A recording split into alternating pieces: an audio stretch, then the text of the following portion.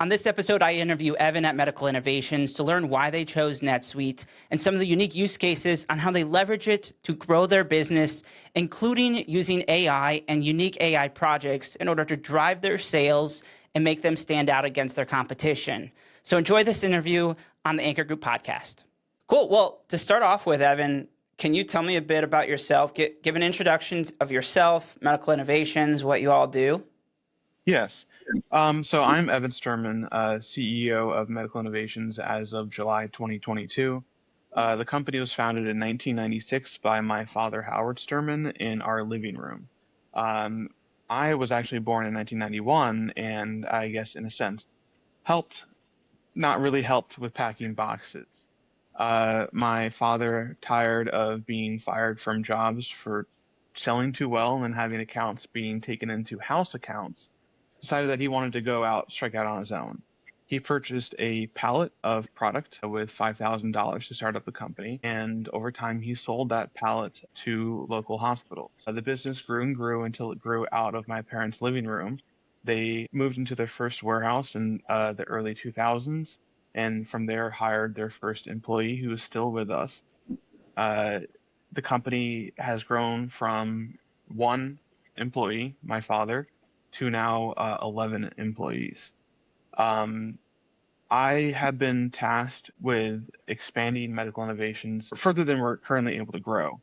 To do that, we are moving from wholesale more into direct to practitioner, utilizing our superior sourcing as well as utilizing alternate brands to save customers money by leveraging our purchasing power. To do that, we find quality brands that are as good as the big brands, put our innovative guarantee on those brands after a thorough vetting process, and offer those to our customers, our practitioners, so that they can have both a physical and performance guarantee on the product they buy. That's a really good overview. I think that you're doing some really unique things there and trying to hit the market. I actually didn't know that you were 11 employees because you operate like a much bigger organization in a lot of the things that you're doing. I have to compliment you here, Evan. You're one of the smartest end user clients of NetSuite that we have, and probably one of the most creative too. And I've interacted with a couple people who also work with you, and everybody says the same thing. It's pretty rare to have that, especially with more of an 11-person size organization. Even in an organization that has 50 to 100, 200 employees, there's usually only a handful of people like you, and it's pretty fun working with you in that creative mind. And I've really enjoyed that myself, and I've really admired that about you too.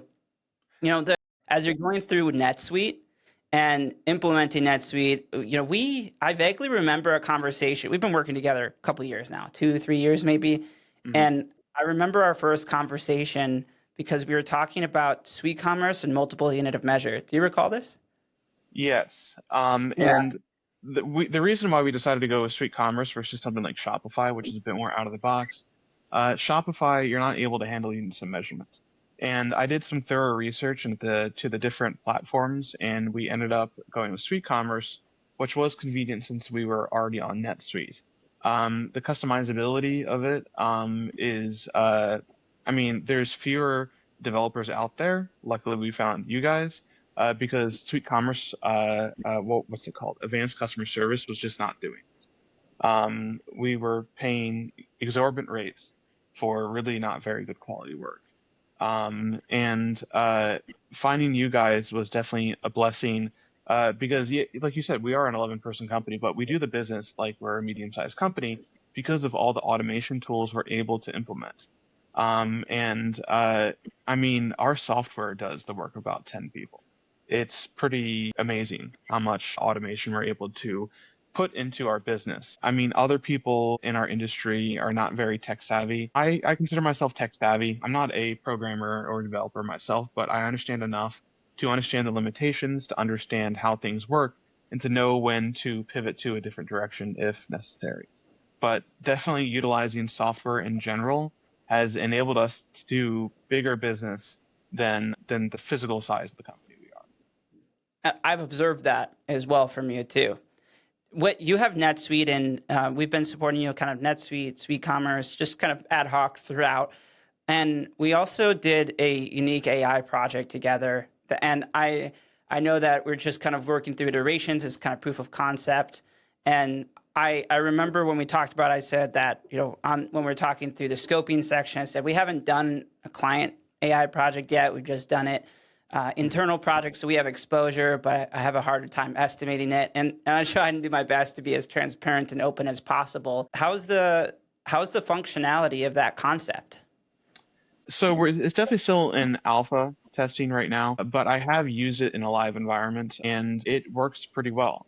There's still definitely some improvements that can be done, but it's kind of to be expected of what we're working on. Just the way that we're able to, I guess, the use case scenario of this is very unique for our specific industry because not too often do you have a industry where you have multiple different manufacturers of effectively the same products and you have to get customers' descriptions from them because they don't deal in product codes like wholesale. They deal in descriptions. They don't really know what manufacturer. They don't know what SKU.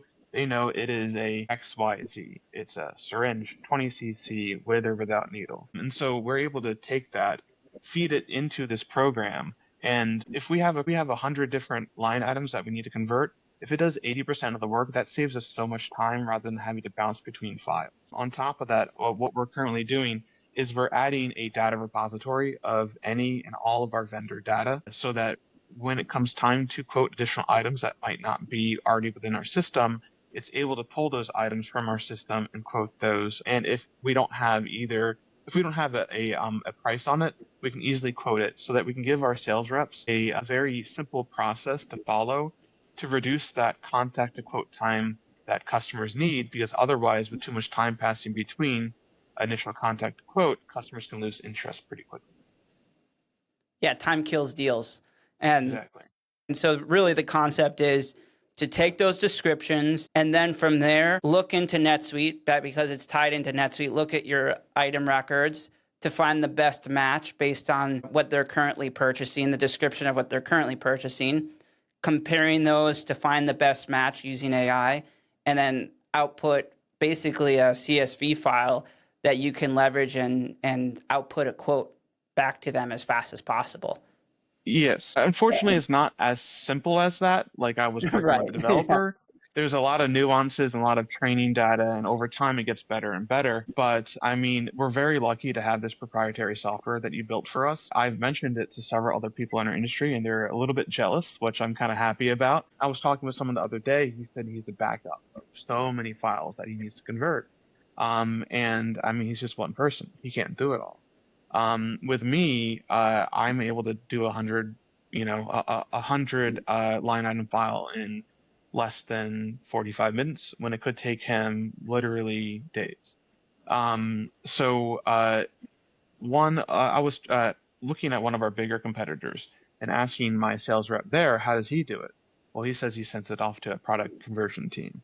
I'm assuming he sends it off to a third party team who converts it manually. I mean, that's fine if you're a $1 billion company, but I mean, we're not a $1 billion company. We're trying to bat in the big leagues with these guys. What is our one advantage that they don't have? And that is being able to quickly pivot into new technologies. So we can quickly, speedboat around just a large cargo ship is the analogy I like to use. Because if we don't have that advantage on these big $1 billion companies, we have no chance. So when we were looking into our competitor analysis, one of the big things that we really looked at was technology and how these large companies are not utilizing technology and the most recent technology to its fullest capabilities because they are so large and they have such a huge monopoly into the market. They really have no need to change. So with us, the reason why, as an 11-person company, we're able to do business like a 50 or 100-person company is because of our technology. And I think it's not just that. I think you have a really good brain that is thinking about the creativity. There's not very many people that would know what the technology can do, understand it, wrap their head around the business processes and what's possible. Think of the idea, think of the problem, think of an idea to solve it, and then come to us to say, hey, I have this idea. What do you think it would cost? Or like, what do you have any gut reaction on the level of effort so I can gauge the ROI?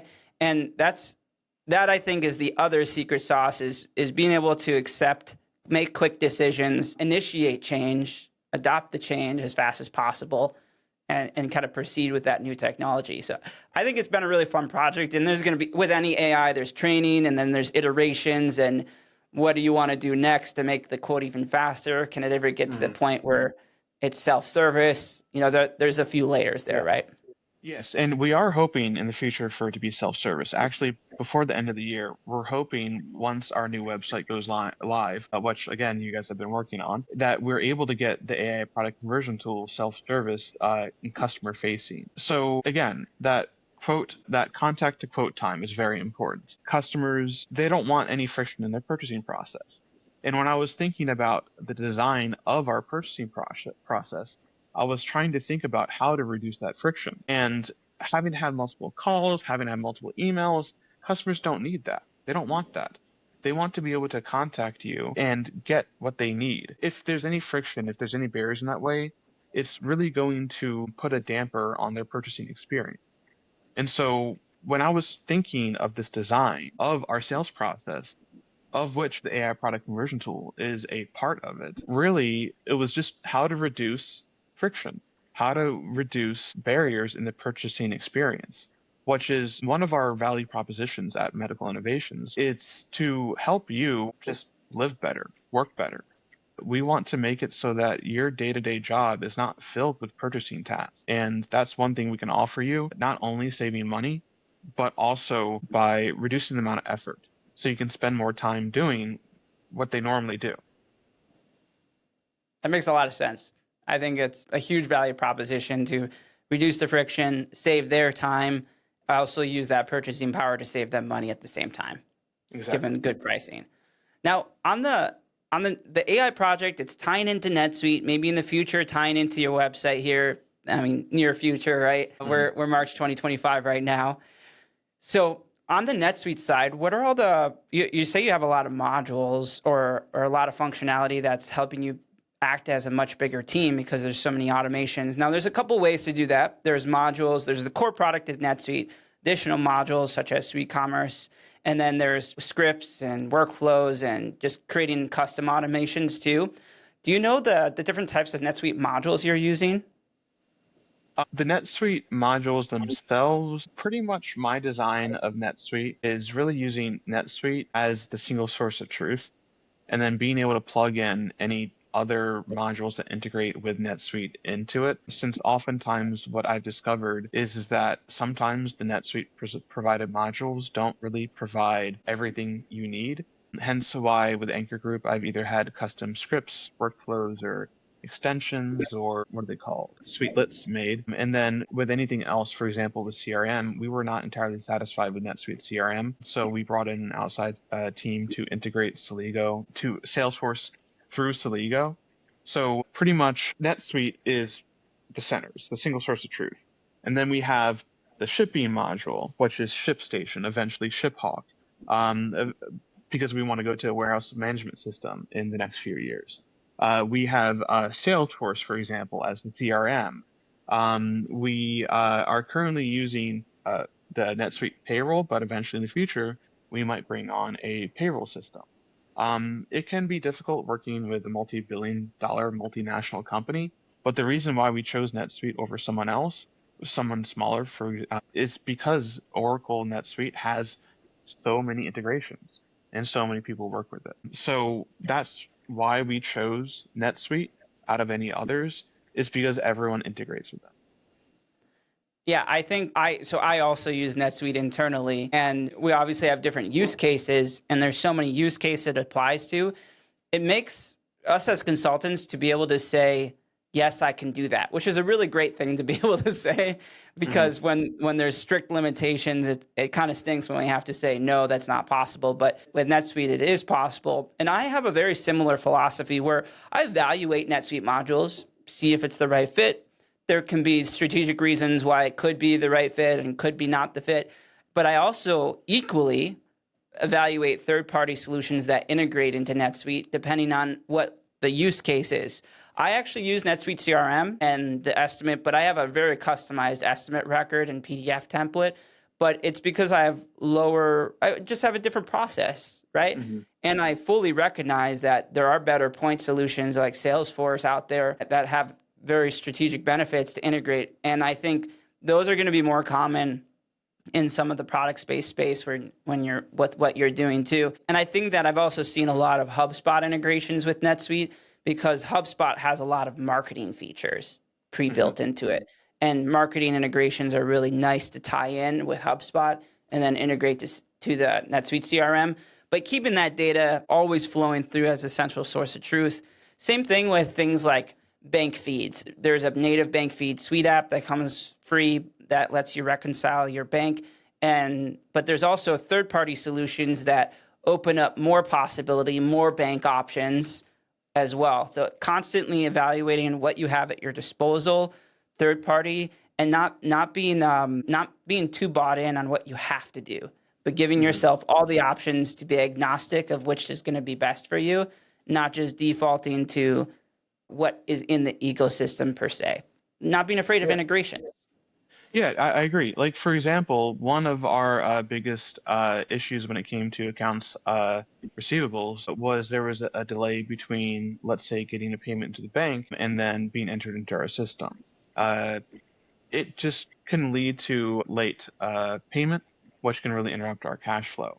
So we looked at VersaPay, who's associated with NetSuite, and we had them integrated into our NetSuite environment so that the payment link is directly on the invoice. It's hard to say that I didn't see that I could, I didn't know I could pay it, or I couldn't find my checkbook kind of thing, when the option to pay via credit card or ACH is right there on the invoice. And then we had an automation made by Anchor Group to send automatic invoice reminders, which reminds me, after a few months of having that implemented, I need to see how our cash flow is looking based off of how sooner people are paying now. So that's a report that I need to have generated. Yeah, I think that I actually had a very similar scenario happen where there was when you don't have reminders, people just lose track of things and you run into cash flow issues. So we did a very similar thing where we created a workflow, automatic reminders. We have a click to pay option, very similar to you in our NetSuite environment. We have a different payment processor, but there's a lot of good ones out there. In our case, we don't have the same product need of SuiteCommerce, so we didn't need that. But having that click to pay automatic reminders, about 30% better. It was pretty Yeah. noticeable difference very quickly. And there's ways to do it to send it from a certain email and so that it can appear to send from one email when it's just automated. Even though that's a good instance though of where there is a module called a Dunning module that NetSuite sells that does automatic invoice reminders, but most of the time it's not needed. It's mostly just better to just use a workflow. More Yeah. customizable, doesn't cost additional licensing, does the trick. Yeah, exactly. Yeah. And you can customize it to however you need. And I mean, just the scripts and workflows and automations have been just a real game changer for us. But when I came on board officially, I worked in the warehouses in high school. I've essentially been working for Medical Innovations my entire life. So I worked in high school packing boxes in the warehouse. When I went off to college, I did data entry, which is very important to note why when I came on board in 2013, when I graduated college. I graduated on a Wednesday and I got to work on a Monday. So one of my jobs was to enter data from one system to another.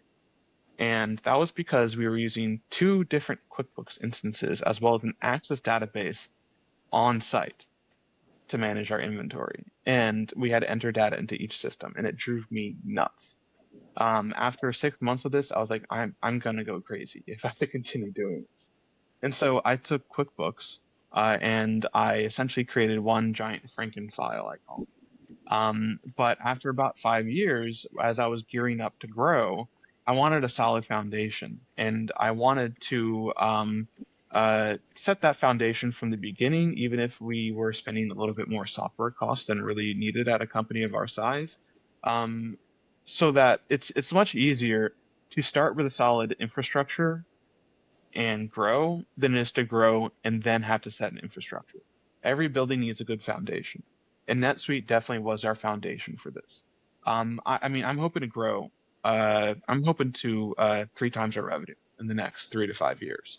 I would not be able to do that if I was still on QuickBooks. NetSuite and all its automations and all the workflows and scripts and suite lists and everything and integrations will enable us to 3x our revenue.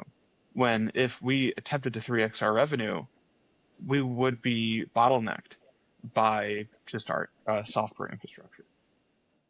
I face very similar business decisions to you. We're both business leaders in our respective businesses, and I evaluate the time of employees. And when you're doing that data entry to data entry, a lot of times, unless you're a business leader, you probably don't do the math of what it costs. Even if someone's a lower salary, the cost to business of that lower salary is about 1.4, maybe 1.35 of their pay after taxes and benefits, probably dependent on states. So I'm always, people will calculate, this is how much I make an hour, but no, like you need to calculate the cost of business, which is that times 1.35. And there's other factors that you've been able to overcome, not only that duplicate data entry and being able to scale and create that foundation, but there's a few other big ROI values that I am always considering when adding customizations in our own NetSuite environment. I also think about turnover. No business is immune to turnover, right? Especially as you scale.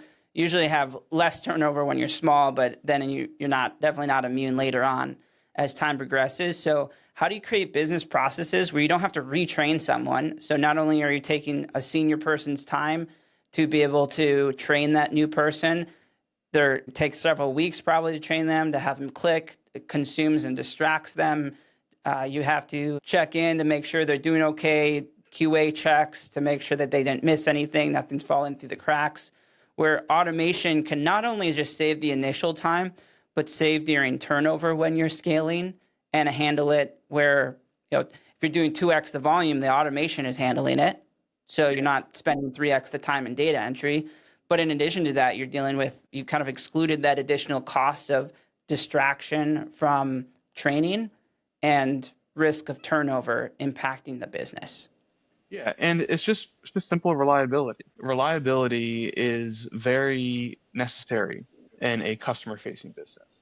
If, for example, you don't send out your invoices for 3 days because the person who was supposed to send out invoices was on vacation, not only are you 3 days behind in your accounts payable, but your customer, let's say they might not know that product is on the way, they might not know that there's product that they will need to pay in 27 days rather than 30. So the reliability is definitely a huge factor when it comes to choosing which automations to do and not to do. There have been many scenarios where I've explored something with one of our teams and decided it just wasn't worth it, or if it was worth it, to put it on a quality of life list when we have additional time or additional money to allocate to it. I mean, we have spent a fair amount of money that many of my competitors would balk at on software expenses. But then just seeing how much further behind they are, it's just kind of just baffling, because there's it is capital, right? And then there's human capital. If I wanted to grow to 3x my revenue, I might only need 10 or 12 more employees. When if a different company where they use a lot more human capital, they might need 50 or 60. Sure, it might be cheaper in the short run to not spend, a lot of money into software. But in the long run, you're right. Over 5 years, my ROI on that customization that might have cost me $2,000, it just gets smaller. It gets bigger and bigger as time goes on. So it's just very interesting. I'm very interested in seeing where we're going to be in the next few years, seeing the ROI on our customizations and It seeing where we're compounds. at. Yeah, it compounds. Yeah. Yeah. Yeah, I've noticed the same. When I'm helping people evaluate if NetSuite's the right timing for them, I'm looking at, can they afford the capital expense at their size? Usually less than 5 million in annual revenue. It's like you're probably too early if you're less than 5, or it's going to be like a hard pill to swallow to switch to an ERP. When you're between 5 to 10, it's still a hard expense to swallow, but you're at that revenue range. This is a generalization, but you're at that revenue range where it's still a hard pill to swallow, but you it's going to be easier because you have a smaller team and less change management. And then when you're in that 10 to 20 million, like you're probably really feeling the pain of not having an ERP. And once you hit 20 million, it's going to be much more expensive project, much more change management, because it's not just consultants you're paying, it's all your internal employees that you're trying to retrain them on a new process. And there's cost to businesses beyond just paying of some third parties to help implement. Yeah. And that cost of business grows as you grow too, because there's more people to train, more people to roll out the new processes to. And one of the great things about how I've set up our software is that if I need to open up a new warehouse in a week in Arizona, I can do that. No issue. I mean, obviously there would be a bit more physical issues with staff and getting the location and a whole bunch of other stuff. But in our software environment, I can set up a new warehouse and have it integrated completely into our system in a week. That's amazing. Yeah, it's pretty insane. While some other people might be working with multiple different QuickBooks in different environments. I mean, it's also very industry dependent, especially since we deal with physical goods versus someone else who might be doing more service-based like you guys, or someone who might be doing, let's say, staffing, for example, software staffing. A lawyer, for example, they might not need to graduate more than just QuickBooks. They might just need to do payroll, track time, things like that. But with us, especially in the medical field, dealing with compliance, dealing with lot numbers, dealing with making sure that our own butts are covered if there's a recall, having the ability to track each and every shipment, both coming in and going out, not only has saved us a lot of time, it saved us a lot of money. For example, we got notice that one of our customers wanted to return a recalled product. They wanted to return 5,000 products of gloves they purchased in 2021. They said, "This is on the recall. We want to send it back to you." I'm like, "Let me take a look at the lot numbers on the recall." I took a look through our records. We didn't send you these lot numbers. We can't accept this product. Never heard from them again. I mean, that could have been a huge expense just if you just had to take their word for it. Exactly. But since we track every product coming into us and every product going out, we can know what product is going where. And especially since now we're looking to handle pharmaceutical products, which is a whole nother beast to cover, it's even more important. It's actually illegal not to track everything coming in and going out. You can get in big trouble for that. We've done it. We've been doing it forever. So it's not an issue for us when we bring in those pharmaceuticals. We're doing non-controlled pharmaceuticals. At the beginning of 2024, we had one license in Maryland. Now we have 14 different licenses with a plan of getting 26 licenses in all the states east of Mississippi, and then eventually west of Mississippi. This is so that we can provide that one-stop shop to all of our customers that they require. I've done a lot in serialized items because it's actually a very common SKU in the product space. It's called Advanced Inventory Management, and it comes with a lot of the NetSuite editions. And it allows for serialized and lot items. But in a lot of the manufacturing and food and beverage space and some product space that are using lots and serialized, you're also dealing with certificate analysis. I don't know if you knew this, but I was a mechanical engineer and worked in manufacturing doing designing of tank trailers and worked in operations. And in that case too, we were tracking heat numbers, like what are the metals that you're using it to track the materials that are being applied onto a tank trailer, and then building it, capturing all the documents so that when you deliver it, all the documentation passes along through your entire manufacturing process and then out to your customer. So very similar concept where dealing with lot and serialized items, receiving, and also shipping out for that traceability. Yeah, and it's not even about making sure your own butts are covered, because if something goes wrong catastrophically, you need to be able to say for certainty that you did not contribute to it, not only from a legal standpoint, but from a morality standpoint. I mean, I would feel terrible if I sent out a product that was tainted. It's just, in the medical field, you're dealing with people's lives, and it's just, you need to make sure that your customers are safe. And that when there is a recall, you can actually notify and know who to notify. Exactly. Yeah, so that they are aware too. and you can take swift action as soon as you are notified from a Of course. manufacturer. Yeah. This was like a really good breakdown of how you use NetSuite, your philosophy, and thanks for taking some time to go through this with me. I find every time we talk, I have a really enjoyable conversation, and I'm glad we were able to cover just a bunch of miscellaneous topics, because I think people will get a lot of value from learning how other people use NetSuite in real life scenarios. People can slowly gather information and change their expectations and their philosophies around technology and how to use it. And I think you bring a lot of insights into the space. So thanks for spending that time. Yeah. Well, I'm glad I found you guys. Yeah, it's been fun working together. So thanks so much, Evan. And I'm excited on this upcoming projects. All right. Thank you.